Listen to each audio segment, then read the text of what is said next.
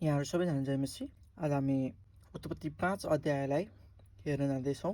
उत्पत्ति 5को 1 देखि 5सम्म शीर्षकमा लेखिएको छ, आदमदेखि नोहासम्मको वंशावली।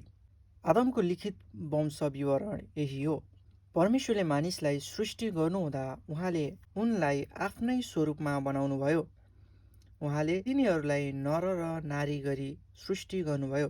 तिनीहरूको सृष्टि भएको दिन उहाँले तिनीहरूलाई आशिष दिनुभयो र मानिस नाउँ दिनुभयो। आदमको उमेर 130 वर्षको हुँदा उनको आफ्नै प्रतिरूपमा एउटा छोरो जन्म्यो।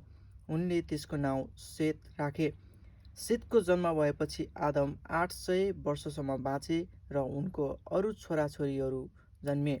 आदमको जम्मा उमेर 930 वर्ष भएको थियो अनि तिनी मरे।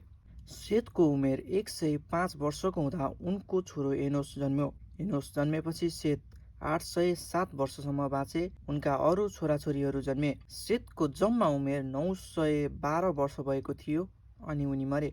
एनोसको उमेर 90 वर्षको हुँदा उनको छोरो केनान जन्म्यो। केनान जन्मेपछि एनोस 815 वर्षसम्म बाँचे।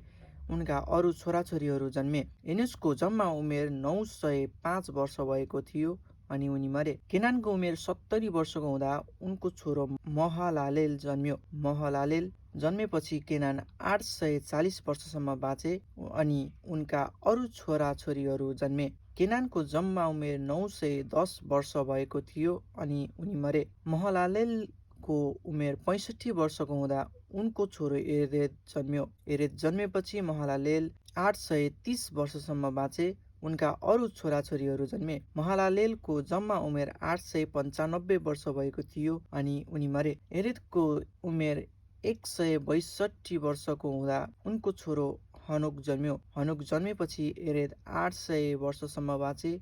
उनका अरू छोराछोरीहरू जन्मे। एरेदको जम्मा उमेर 962 वर्ष भएको थियो अनि उनी मरे। हनोकको उमेर 65 वर्षको हुँदा उनको छोरो मतुसेलह जन्म्यो। मतुसेलह जन्मेपछि हनोक 300 वर्षसम्म परमेश्वरको साथ हिँड्दै रहे। उनका अरू छोराछोरीहरू जन्मे। हनोकको जम्मा उमेर 365 वर्ष भएको थियो। हनोक परमेश्वरको साथ हिँड्थे अनि उनी अलग भए, किनभने परमेश्वरले उनलाई उठाइ लानुभयो। मतुसेलहको उमेर 187 वर्षको हुँदा उनको छोरो लेमेक जन्म्यो। लेमेक जन्मेपछि मतुसेलह 782 वर्षसम्म बाँचे। उनका अरू छोराछोरीहरू जन्मे। मतुसेलहको जम्मा उमेर 969 वर्ष भएको थियो अनि उनी मरे। लेमेकको उमेर 182 वर्षको हुँदा उनको एउटा छोरो जन्म्यो। उनले यसो भनेर उनको नाउँ नोआ राखे, परमप्रभुले श्राप दिनुभएको भूमिको हाम्रो काम र परिश्रममा